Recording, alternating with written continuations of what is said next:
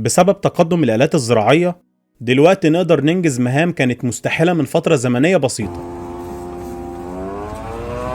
وعادة زيادة الإنتاجية الزراعية مش هتتم إلا بالآلات اللي معانا النهاردة، من أول عملية الزراعة لحد عملية الحصاد وحرث الأرض.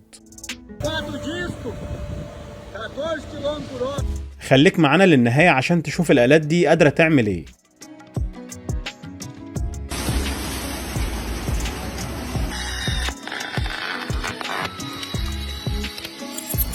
سبحان الله وبحمده، سبحان الله العظيم. أنا حمادة حمدي من قناة ايموشن. ادعمني باشتراك وادعمني بلايك.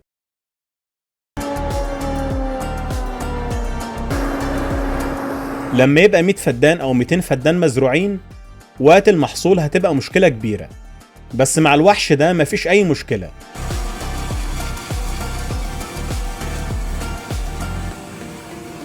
شكله لوحده كفاية، عبارة عن الجزء الأمامي بس، وبيركب على أي جرار عادي، بس لازم يكون مخصص لكده.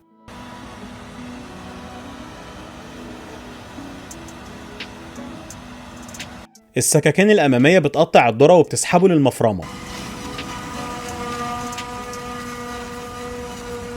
عشان يتفرم في وقتها ويتحمل على الجرارات.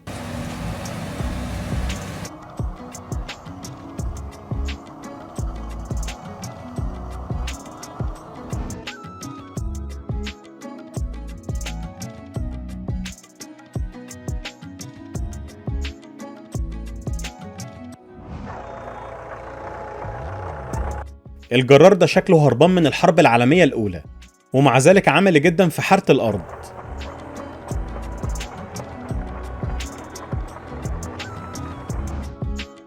الفرق بين الجرار ده واللي فات هيوضح لك التقدم اللي بقينا فيه.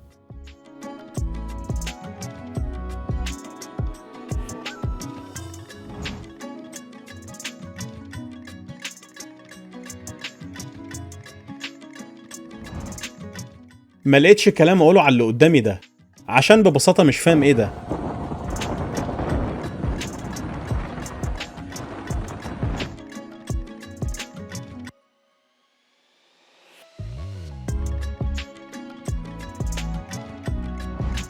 في ظل التقدم الزراعي اللي احنا فيه، انا مش هستغرب من شكل الجرارات الزراعية اللي موجودة النهاردة.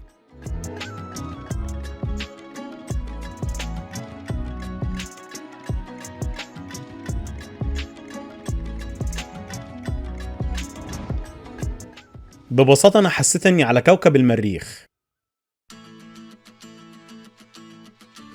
وشايف قدامي آلة أنا أول مرة أشوفها.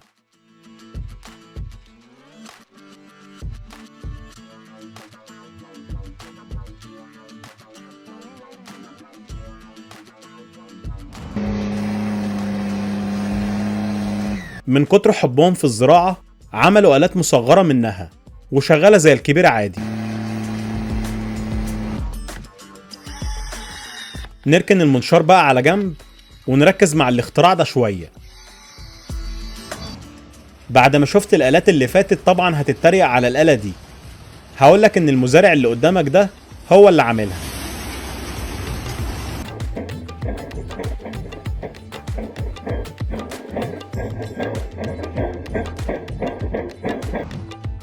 بدولار واحد تقدر توفر وقت وجهد وتعمل الاختراع ده.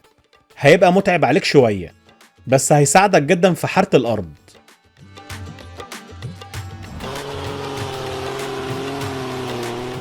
معظم الآلات اللي فاتت فكرتها واحد، لكن نتائجها مش واحد.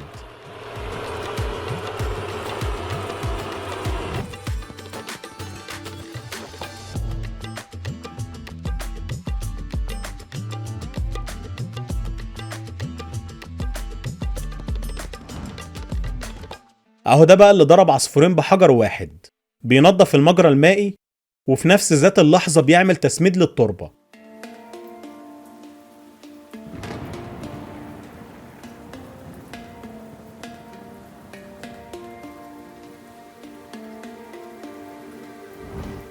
عملية تخطيط الأرض عملية أساسية قبل كل عملية زراعة، وعشان يتم تخطيط مساحات كبيرة زي دي يبقى لازم برضو آلة تخطيط كبيرة زي دي.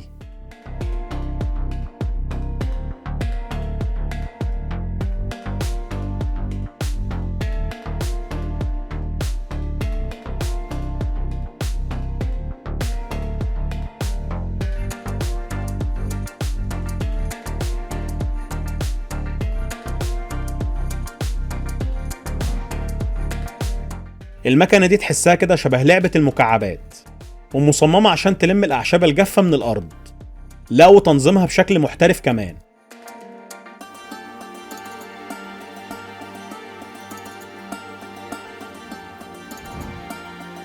الآلة دي أشبه بالإعصار، بتعمل على تحسين الطرق الزراعية، وبتنشئ كمان المجاري المائية اللي بتسقي الأرض.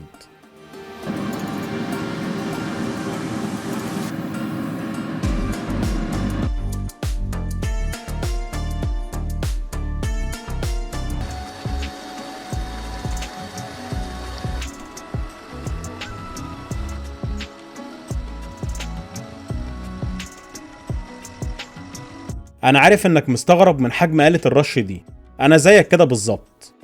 بتقدر تغطي 190 قدم بالدراعين دول، واللي بيعادل قدرة 50 شخص عادي في الشغل. وأكيد محتاجة مساحة مفتوحة عشان تعرف تشتغل.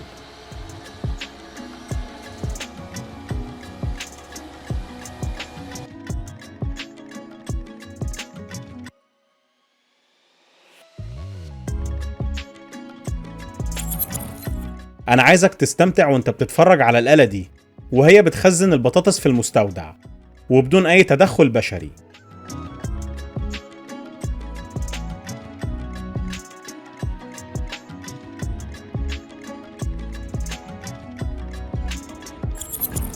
بعد الحصاد الأرض بتحتاج تتحرت عشان تتزرع تاني.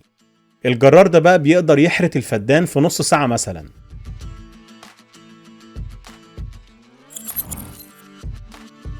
من الأفكار المستحيلة إن الواحد يشتغل بإيديه في مزارع بالحجم ده، لازم آلات زي دي تنجز معاه الوقت.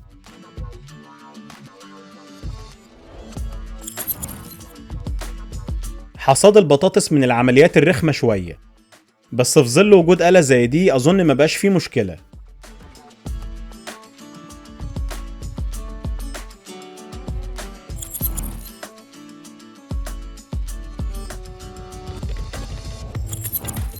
الآلة دي بتستخدم تكنولوجيا متطورة جدا لحصاد حقل كامل من الكرنب في ساعة واحدة بس، من أول الحصاد ومرورا بعملية التنظيف لحد ما بيتم تحميل المحصول على العربيات كمان.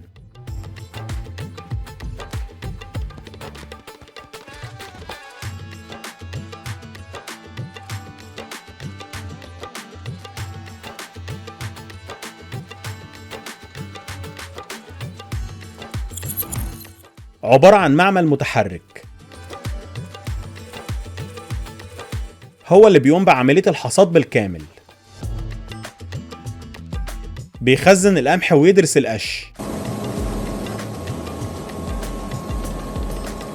كان ناقص بس يحرث الأرض وراه وتبقى كملت.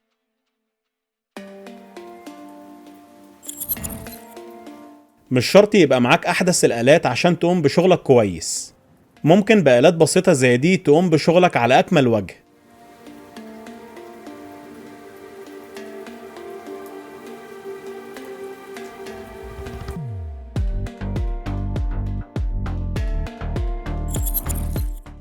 الناس دي شالت ايديها من كل حاجة في الزراعة والحصاد،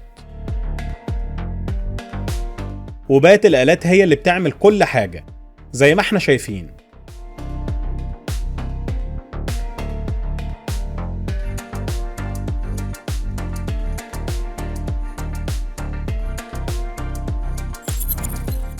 الآلة دي بتقوم ب3 وظائف.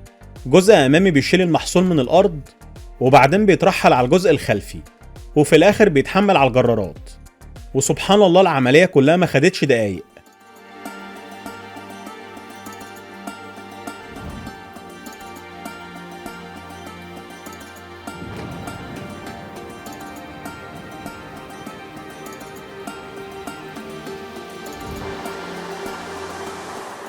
الآلة دي صديقة للبيئة، وبتقتل الأعشاب الضارة عن طريق استخدام رغوة مصممة للمهمة دي.